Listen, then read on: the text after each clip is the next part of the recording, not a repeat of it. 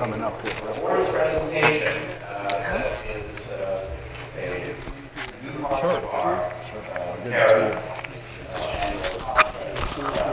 And I'm very gratified to have the opportunity to start this part of our program. I call it Cam and Jerry Lee and the folks.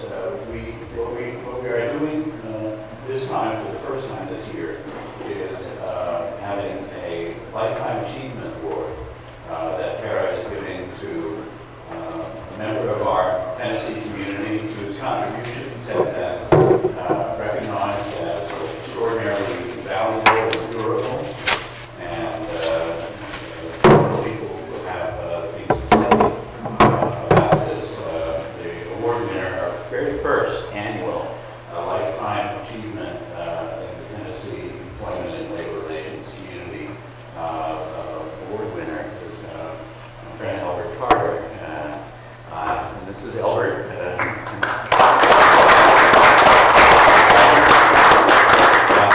first met Elbert in the 1990s when I was doing some work with and learning more about some of the apprenticeship programs in this area. And I stopped out at the apprenticeship office at Nashville State Tech on White Ridge Road. And you never know when you open the door, you know, what you're going to find. And I found one of the most compelling personalities and interesting minds that had run across and still run across in my career. And one of the things that I recognized immediately was that Elbert had been such an instrumental force in not only developing a very high achievement, very well run apprenticeship program for this region's apprenticeship area, tied to Local 429, but that there was something that I at that time didn't know about, which was that they had combined, synthesized their 5-year apprenticeship program with the curriculum at the Nashville State Community College, technical college. And in fact, I then had, in subsequent years, gave commencement speeches there and at other apprenticeship programs. And this was just so interesting to me to take this academic curriculum and match it with the apprenticeship program. And it led me to, in 2000, I stopped at the NJATC offices in Upper Marlboro, Maryland, where A.J. Pearson had his offices. And I knew I was going to have a good meeting. I didn't know A.J. Pearson before. I called ahead. I was going to a policy forum meeting, and he said, "Come on over." And so I came over after I was done in downtown Washington, D.C. Went out to his offices, and I was ushered into his office. And his office, ceiling to floor, was orange. And I said, "This is a man of Tennessee." And so I said, "I think he's going to listen to what I have to say." And what I suggested was that we take the insight and the initiative that the electrical workers had begun and implemented in their apprenticeship programs, matching it to associate degrees, and we take the next step and begin a program where we could have a curriculum at a 4-year university that would appeal both to contractors and to the journeyman wiremen to get a Bachelor of Science degree in electrical technology construction management. MTSU already had a nationally renowned concrete management program, and I said, now's the time for us to move forward. And A.J. Pearson just grabbed that, said, "What a great idea."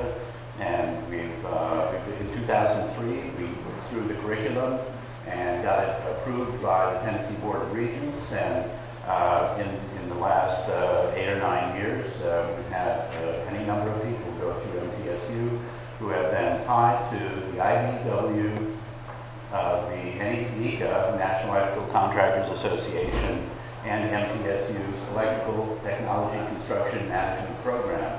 And I think this is exactly the kind of initiative joining universities, contractors or employers, and our building trades, in this case the electrical workers, into a real, in the most positive sense, a real forward-looking advancement in our skills in our workforce, and great things have come of this. And you know, you occasionally meet the stone that got thrown in the pond that leads to the ripples that change everything. And that's Karen. And you are. You're a stone. That's God. Thank you. So I took advantage of my opportunity to start this off by giving a personal story, but there are a few people in this state that I really will always take with me a sense of appreciation for the honor of having met them and seen the results of their contributions to the world of work in which we practice, and Elbert Carter is one of them. Now I'll get out of the way of the people that have much more to say. Okay. All right. Elbert Carter was my apprenticeship coordinator in the latter part of my apprenticeship, third through fifth. And I learned quite a bit under his leadership. Recently, when Elbert Carter retired, we had a retirement party for him. My former business manager, Bobby Emery, who's now our current training director, had some nice things to say about him, and I've invited him to speak this afternoon. Bobby? I'll just take this here. Forward. Thank you, Tam, and thank you for the opportunity to be here. Mr. Canning said pretty much summarized what Elbert has done during his tenure at the JEDC. But I want to tell you a little bit about him as a man, the man that I know, and the friend that I have grown to love. On the way down here, I didn't prepare a speech. I got a few notes, but I was trying to think of just a couple of words that would summarize Elbert as a man. And the word integrity is one, and strong will is another. Integrity is a concept of consistency in values, in methods, in principles, expectations, outcomes, and that pretty much sums up what this man stands for. The strong will side, some of it, Jerry, we probably could take it as stubbornness, but that has been an attribute that has benefited Elbert, and because of his headstrong ways, his determination, his desire to make sure whatever goal he sets is met. He may not get there in a straight line, but he will get there eventually, because that's how this man is made. On a personal note, and I'll go a little and tell you a little more about Elbert. He graduated from Gallatin High School in Middle Tennessee, which most of y'all know where that's at, Sumner County. I think Jerry graduated there too, years ago. This was in 1962. Shortly after graduation, Elbert filled out his paperwork and forged his family's name or his mother's name on there, where he could go into the United States Army. And happy belated Veterans Day to you and everybody else. He served in the United States Army from 62 to 1965. He was over in Europe and worked as a communications specialist while he was there. And I saw some CWA guys here. And when he first come back, he was trying to get a job at, it's not AT&T, it's, I think it was Mall Bell back then. That's all I remember. But anyway, or South Central Bell. And finally, Elbert tried to get a job at TVA, or had applied. I'm not saying he failed in any of this, but he had applied there, and He finally landed a job as an electrician, working for a non-union electrical contractor. Shortly after that, the opportunity came up in 1967, I believe it was, to get into our National Electrical JATC program. That program has existed for 65 years. Nobody since, or nobody before Elbert Carter has had a better grade point average than this man had during our apprenticeship program. I went through the program, Jerry went through the program, Cameron went through the program. That again shows his determination to succeed. During that 4-year program, every year that he was enrolled, and of course with me telling you what his grade point average was, he was the apprentice of the year. While he was a 3rd-year apprentice, he represented the National Electrical JATC at an apprenticeship. It was in, Springs, Arkansas. He received the Achievement Award for Outstanding Ability in the Classroom and on the Job. And he was also at this Southern States Apprentice Conference in Arkansas, which presented the William Patterson Award, and that's for the most outstanding apprentice that participated. And this was all crafts, not just electricians. So again, that shows that his determination and will to succeed. 1972, shortly after Elbert topped out, he became a contractor and worked as an IBEW union contractor for 20 years. After that, in 1992, he was appointed to be the director of our JATC program, which he was very successful there. Made the biggest impact that I've seen, not just in the electrical trade, but in all apprenticeship programs in Middle Tennessee. He took our program from the dark ages to the space ages, is what I told somebody the other day. And I've got some big shoes to fill being appointed to this position now, and hope I can do that, but I still lean on it quite a bit. Elbert has worked countless hours to make this program work. He has worked countless hours with labor management committees to make both sides see what this program needs to be successful. And in 2003, we were able to purchase a new building and have a beautiful facility right there in downtown Nashville, and right off of Festival Lane, that we continue to use every day, and it's hopefully we'll have it for many years to come. But again, talking about the integrity of this man, in 2010, when we had our flood in May, our apprenticeship program had water this high. It was waist deep. He went way above and beyond his call of duty or his pay rate or his title, or whatever you want to call it, to help restore that program to what it is today. Saved us hundreds of thousands of dollars. We would still not be able to pay off what time and effort that he's put into this at no cost to us as far as our program, to the IBEW or to the Contractors Association or the JATC. So again, when I opened this, I said he's a man of integrity. I can't think of another word to better describe this man. So thank you, Elbert, for everything that you've done for the Labor Management Committee of the JATC and for the IBEW and the needed contractors. Thank you.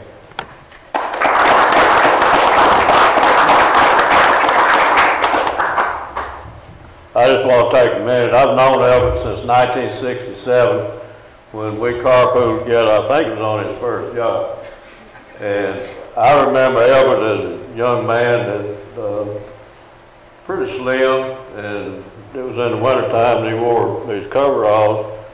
But every day he gained about 50 pounds on the way home because all the journeymen on the job, the practice back then and still was to save the scrap copper from trimmings and all and give it to the apprentice. So that's what we did, but we kind of overstuffed him every once in a while. But I've also known Elbert in a labor management setting, and I do say that he has improved our program to probably one of the top 5 in the country that's recognized nationally. And before we built this new facility, we needed to figure out a way to fund it. And in our negotiations in 2001, Elbert had privy to go talk to the contractors about the needs of the program. And nobody's mentioned that Elbert was a nickel contractor for 20 years, a very successful one in the petroleum industry around Middle Tennessee. And so Elbert would kind of feed me back some information as business manager and head of the negotiating team, but Bobby was on also, about his needs. And so we did a lot in our negotiations and went to binding arbitration in Washington, D.C., which is Council on Industrial Relations for the electrical industry that is nationwide for our industry. And we asked for essentially a 1.25% increase in our funding and got it awarded. And so, had it not been for Elbert feeding us information on what they were and were not going to do, that probably wouldn't have happened. But Elbert is one of the most dedicated people I've ever known, and also one of the most stubborn people I've ever known. And when he was hired, the local had a person in mind, and the contractors had a person in mind. And Elbert was a contractor's guy, and we had another guy, so we kind of resisted Elbert for a while, but I told him a while ago, and I've told him before, he's the best thing that ever happened to our apprenticeship program. And I love him and appreciate him, and thank you, Elbert.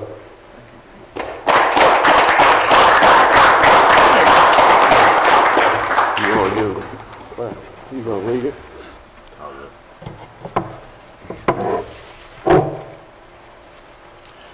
And on behalf of TERRA, I'd like to present this award. This is the TERRA Lifetime Achievement Award, presented to Elbert Carter. That's big enough, I almost don't need reading glasses. For achieving excellence in labor and management relations and earnestly promoting the ideals of the Labor Employment Relations Association at both the state and national level. Your legacy of commitment in the field of labor and management relations to the Nashville Electrical Joint Apprenticeship and Training Committee of the Nashville Electrical Contractors Association and International Brotherhood of Electrical Workers, Local Union 429, will be forever remembered and sets the standard for assuring continuous improvements in the field. With honorable recognition, Tennessee Employment Relations Research Association.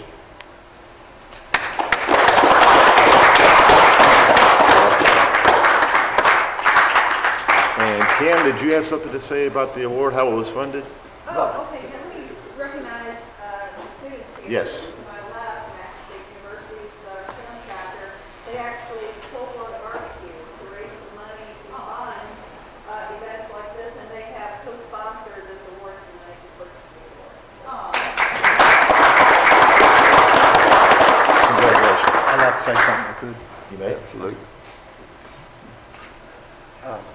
First, I want to thank the Board of Directors of TERRA for even considering me for this award.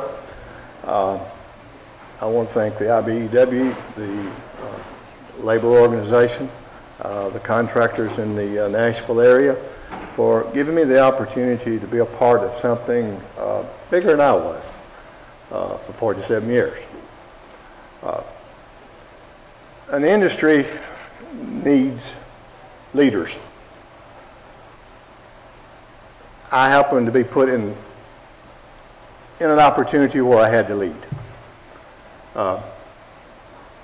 First thing I found out after being appointed as training director, it's not enough to be boss. You get young men and women coming into the apprenticeship program. When I say young men and women, they can be from 18 to 65. But they're all young in the industry. It's simple. I guess I'll put it this way. The simplest thing I've ever done is being boss. The hardest thing ever done is train minds.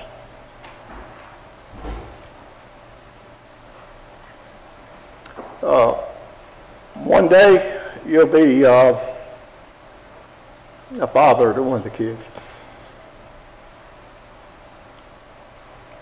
Y'all excuse me, I get emotional. Next day you'd be a counselor. Next day you'd have to be the, excuse my language, the asshole of being a boss. To put those three things together on an even keel and day-to-day basis is probably the hardest thing I ever did in my life. I can only hope that I didn't warp too many minds, because as these gentlemen said, I have a strong personality and I demand perfection. I will accept nothing less. Perfection don't mean being perfect. Perfection means giving the best you got. And in hearing things about diversity today here in this meeting, too many times I think we look at diversity as black, white, men, women. All of us are individuals. All the people that we come in contact are individuals. They only wanted to be treated like one. They don't expect to be coddled. They expect to be led. And if we, as individuals that are in the leadership roles, if we lead, they will follow. And I would ask each and every one of you, when you go back to your respective organizations, be the leader that you're capable of being. Demand perfection, not perfect, perfection. And ask them to give the best that they got. If everyone does that, any organization out there will succeed. And with that, I'll hush.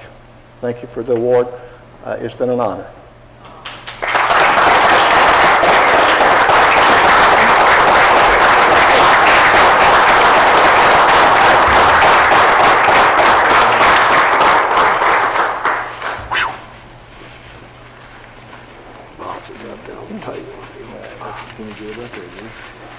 Thank you.